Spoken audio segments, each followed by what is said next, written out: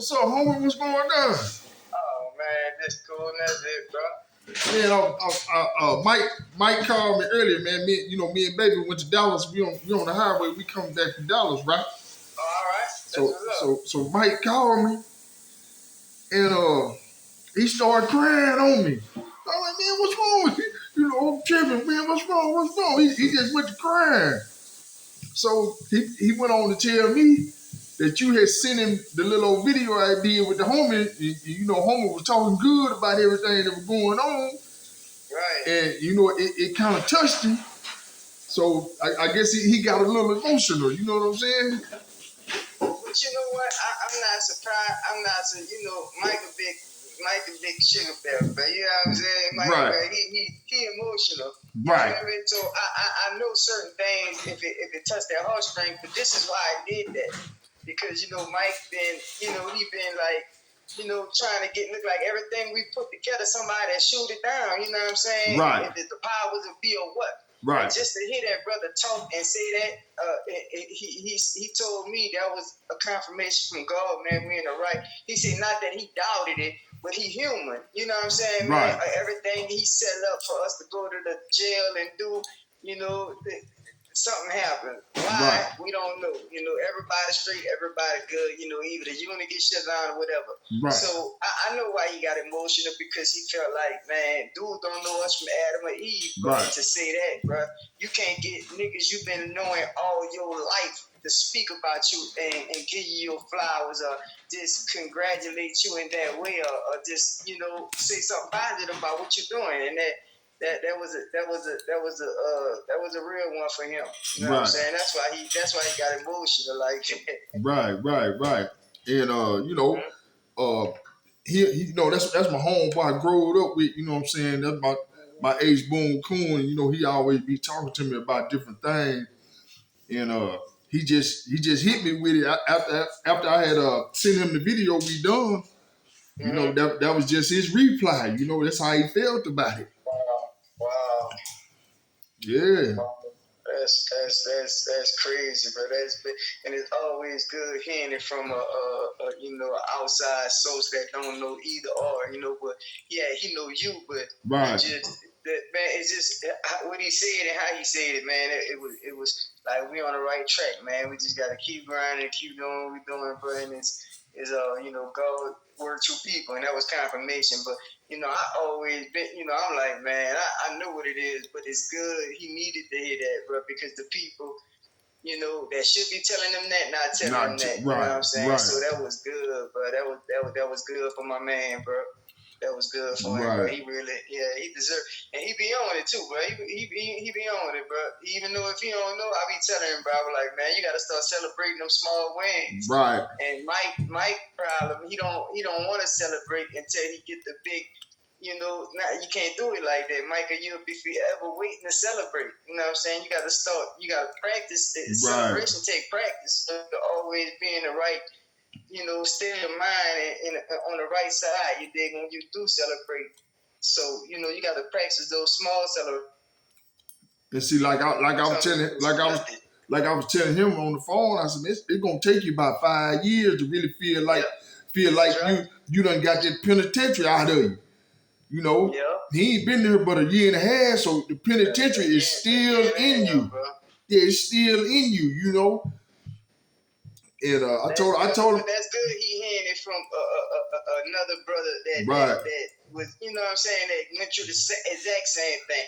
Right. You know, I've been out here a long time, you dig? So, you know, it ain't gonna resonate coming from me like it come from you, because you know y'all was fraternity brothers within the last 10 years, like you know what I'm saying? Right. Y'all was in the vein, you know. Y'all understand. You know, you done a long stint and came home and had to go through the same thing he went through. So he gonna it's gonna be more he can accept it better coming from you, and he can digest it and understand it. Like, well, damn, man, you know, everybody's saying the same thing. You know, I got to look at this. You know what I'm saying? Not that we trying to, you know, deter him or tone him. Nah, keep your energy, but just understand. But don't allow what you don't see to discourage you, because God always working in the seen and the unseen, and that's what people got to understand. Right, and I was telling him, I said, I'm just now starting to feel like a free world person. Mm. You know, Mm-hmm. you know, and some of the stuff we get in us from the penitentiary, some of it ain't gonna never leave. You know, but for the most part, I'm feeling like a free world person now. You know, I feel like most of the prison stuff is coming up out of me, and I'm feeling like I'm fit to be out here now. You know, and I told him, I said, man, it's gonna take you about 5 years to realize that you're really in the free world, you know, and have all the prison thoughts and everything out of you. That's right. That's right, bro. Yeah. And I want to tell you, look, you know, you gotta look at. I couldn't really share the video to Mike. I had to tell him to go to Fed Talk. Right. To really see it because you got it private, and the only we can see it, but we can't share it because it's private.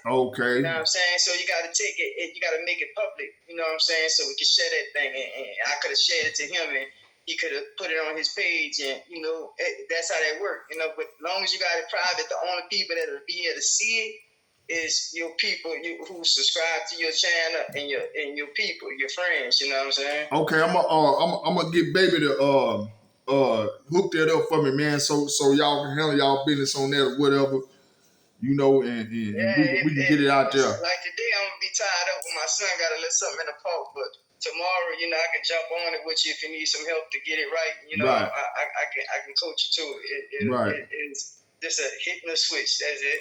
Right. But it's better when you know where that switch at. You know, you don't have to look and beat your brain up. You go straight to it, pop, there you go. Yes, sir. I wanted to get a couple questions from you too, man. Come on. What was your first time going down? Your first case? My first case was a juvenile case. I think 580 grams as a juvenile. 580 grams exactly as a juvenile. What, it was crack? Coke. Let's go. Okay, so it was soft. Yeah. So that's what you was into. You was into the soft. Yeah, well, you know, I was into both, you know what I'm saying? Because I get my weight, it'll be soft, but when I, you know, put it on the street, you know, I turn it over and make it to the hard. Okay, that's so where the money was, you know okay, what I'm saying? Yeah, but you just so happened to get caught with the soft. Yeah. I got caught like soon as I copped, like. Okay. You know, it's like a half right there. You feel me? Half of a whole. Yeah, I know what you're talking about. Yes, sir. So, you was what, 15, 16? I think I was 13, about to be 14. Okay, so you end up going to juvenile then, right? Yeah, I went to juvenile, and they let me go home with my mom and them, so I wound up breaking out. You broke out? I didn't break out. The white boy broke out Tiger, and I just followed him. I went with the move with him. You know what I'm saying? Okay. He was already telling me, man, you know, your Judge Conrad, she don't play about that because one of her kids or somebody OD'd, and everybody and all that, man, she gonna give you juvenile life. So I felt like I was, you know, and I heard about the lady Conrad. She was a dog. She sent you to juvenile life with no review. Right. And in juvenile, a review is just like a parole hearing. You dig? Yes, sir. She was sending them niggas up there juvenile life with no review for drugs. You feel me? Okay, break this down to me. Okay, did the white boy already had it planned and he asked you to come with him? Or yeah, his people on the outside was like on deck, you know, because we was right next to a street called Manhattan, you know, and when we go out to shoot basketball, our gates is like on the side of the gate is facing the street Manhattan. Right. And it's before all the big construction, all the big, you know, it's different now. Yes, sir. It was like a 2-lane street back then, you know, but it was a main little highway, you know what I'm saying? Yes, sir. But it always been a folk, but it was real small. It wasn't like it is now. So, you know, it was easy. We can see the store where, you know, people go pull up by the store and we out there on the yard, we could be talking to them. They by the store though, cross the highway. So, you know, his people laid it down from the outside and made it possible for him to get what he had to do on the inside. So when we came on the yard, it was go time. He was like, man, if you come, come. You know, anybody can come. That's how he was. You feel me? So I just went with the move with it. So you and him jumped the gate? No, we ain't had to. They cut it. Okay. They cut it. They cut through 3 gates. Okay. When we jumped it, it's all barbed wire. We wouldn't have made it with the jump, and we had to use the snippers. Oh, so y'all went through the hole. We went through the hole. Okay. And in juvenile, they in the detention center where we was, they didn't have no guards like LTI, one of them big old camps, them juvenile camps. They just had, regular counselors out there, watching the kids, you dig, and 2 will probably come on the yard, but they still busy smoking these cigarettes on the side. When they go with their move, we go with our move. They ain't gonna really find out we going until they call us back to our pod. Right. So they do the count, we not there. So y'all jump in the vehicle, and they took y'all to a hideout. Yeah, look, I didn't even go with them. I had my own ride waiting. Okay. Yeah, we parted ways right soon as we got out there. You feel me? So now you on the run, right? Yeah, like a dog. So how long did that? Look, I'm on the run, going to the clubs, hustling and everything. Oh man, you wild as a boy. Hey, did I give you a copy of my book? No. Oh no.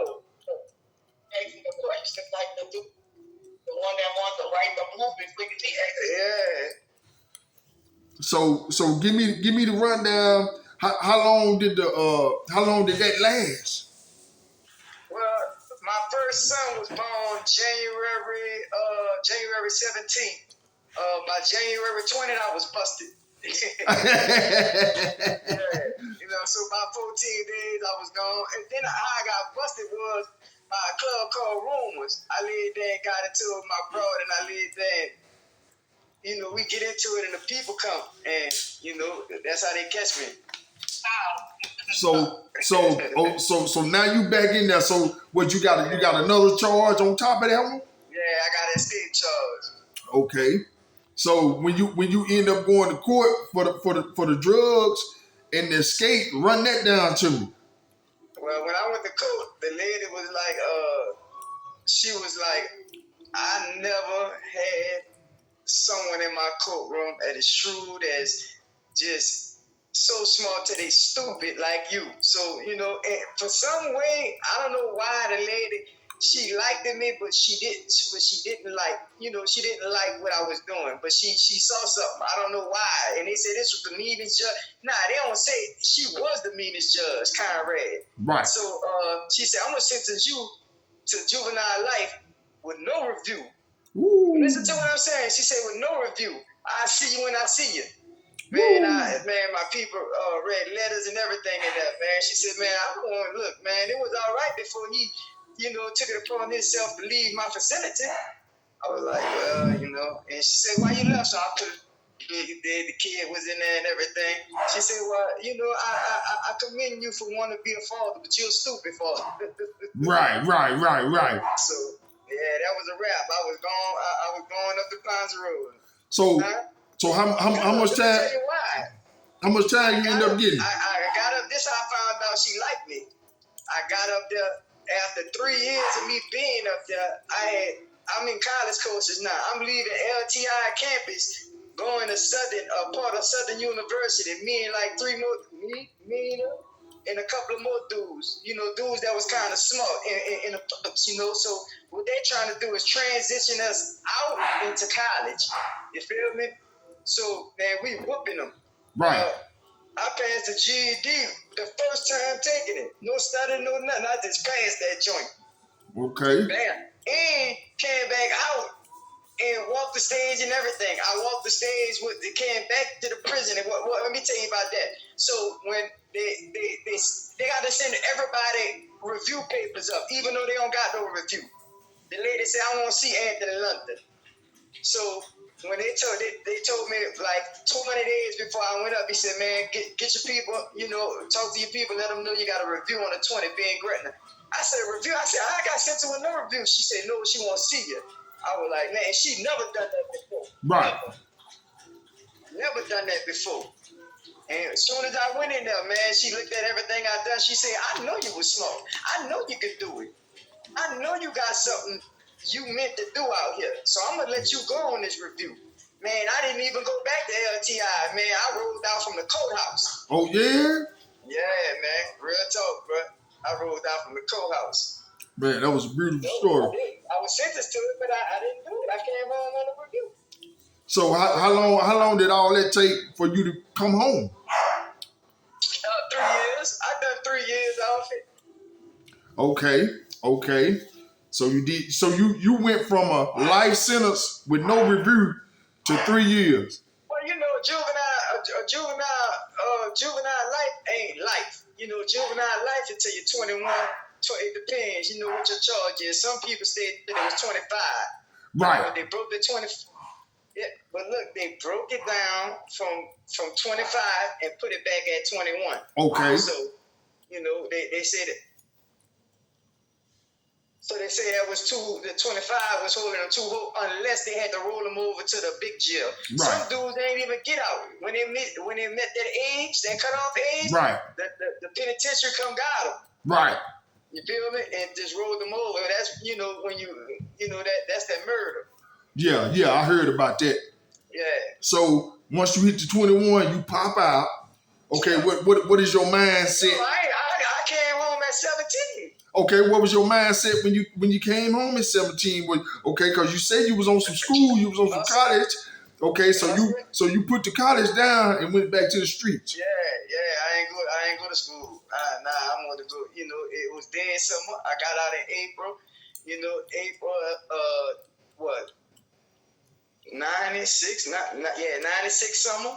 Right. It was hot. The city was bumping. Everything was, man. It just, I'm not going to no Baton Rouge. Yeah, that was a good time because that's when I was almost at my peak around about that time. Cause shit was good then. Everybody I really knew, and you know, I was like a little, you know, my name was ringing because how I sat down on the charge, I could have brought a lot of people with me. Right. You know, adult niggas. You feel me? Right. So, you know, I sat down on my lick and done me. So now they know you real. So now they ready to turn you up. They ready to turn you up. Yeah, real tough. So they put it in your hand and you take off again, right? Say, look, let me stop you right here. I don't do this a lot. Look, the only reason I'm doing this because I never ever talk about this to nobody. You know what I'm saying? Okay. Because, you know, I just don't. You know what I'm saying? Man, niggas be polices out here. Right. Statute of limitations on everything, but I know, you know, you spoken for you, Sally, and I just want you to know how unique this is. Man, I'm glad to get it, man. I'm glad to get it. I'm glad you getting it to me. Right, man. Real talk. So take me down through there after you come home and they turn you up. Oh, well, you know, it was just grind mode. You know, it was grind mode. I was, you know, everything was moving so fast. You know what I'm saying? Everybody was getting the Camaros or the Firebirds. So, you know, that's what it was. You know what I'm saying? So, it was like a dream. You know, everything was happening so quick. The money coming, you go in the club, but I never went nowhere. Right there in New Orleans. I never left the state. I never done nothing. It was just right there. Right. The farthest I went was to Houston for a weekend and back. Right. You feel me? Never, but that's what I'm saying. How the mindset is so unique and twisted at the same time. Now, all that what we was doing with the financial and everything, nobody never thought to say, man, let's go buy, you know, a house around the corner. You know, let's go cop this or cop that. You know what I'm saying? You know, no land, no nothing. Nigga just got that money and just was going out tricking the money off to the broads, paying bills, and just living like it ain't no tomorrow. Well, you know, most of that come from when you ain't never had nothing. You just gonna ball out. You know. Right. Yeah. Right, bro. So it was moving fast. You did.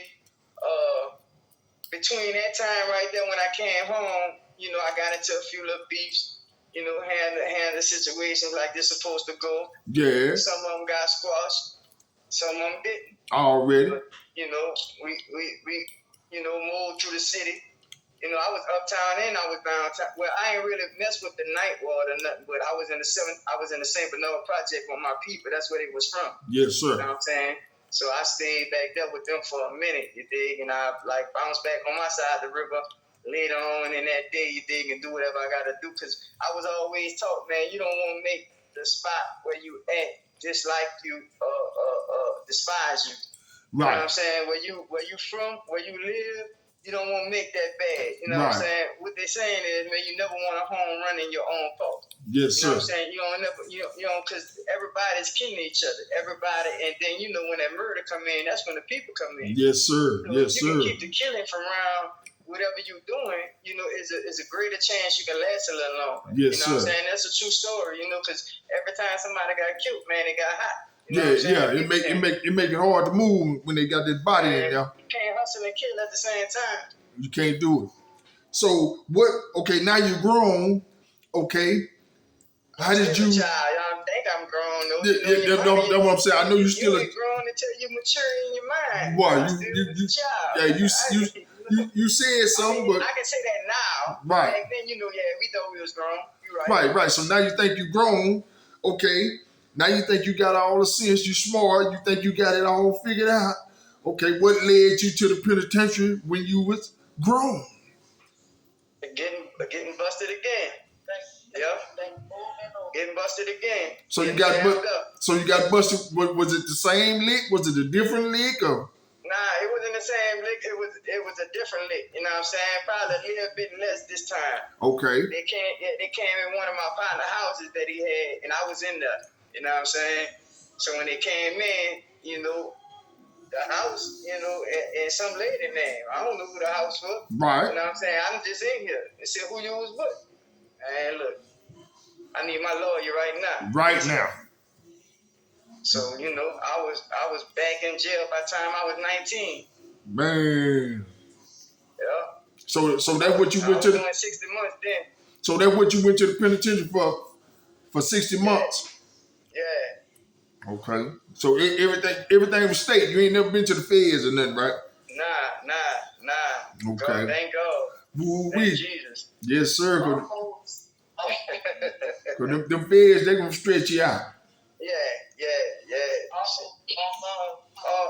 All my little people, right? Matter of fact, I hadn't talked to one of my little partners in a long time, right? Right. So I finally get in touch with him. He been in Mississippi, in the little camp in Mississippi, you know, right. for like 2 years. He been busted. He said his cousin wore a wire on it. Man, that's crazy. You know, and he had found the nigga out of jail for arson or whatever, and it wasn't even about it. They hooked him up to go at him, you know, from, you know, just to get his wife. Because when he was arrested, his son and his wife wanted to help find him out. When she went to go find him out, they let her find him out and arrested her. Man. Yeah, so now he coming back to my partner saying, man, he, you know, they jam, you know.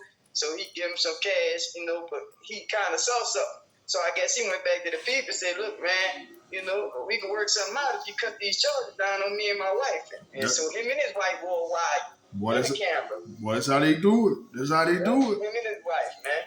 That's crazy. Yeah, it is, bro. Just to take the next man down. But, and guess what? A good 90% of the dude money was legal. You know, because he had them backhoes. He was kind of let ahead. I ain't gonna say he was smart because he should have been all the way out the game. Right. You feel me? But he had a backhoe he had invested in, and he bought that thing, and he was getting all the little contracts in the little country town.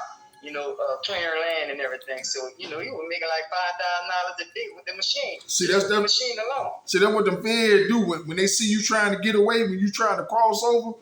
They gonna figure out a way to get you. Shit, they sure did. Man, I hate that, but that's how it go, man. They you know, they use us against each other, man. That's what they done too. That's what the feds is based on, just turning everybody against each other, man. Yeah, and guess what they got? Conspiracy. Oh, you remember I was telling you about the conspiracy, man. All they got to prove is that they knew each other. That's it. Yeah. And then they'll tell the jury, don't worry about the sentencing part. That's how they get the jury. Don't worry about the sentencing part. You just find them guilty off of the jury instructions, And then when they find you guilty off the jury instructions, they only have to prove that you knew each other. Then the judge will come back and sentence you to whatever he want to sentence you without the jury.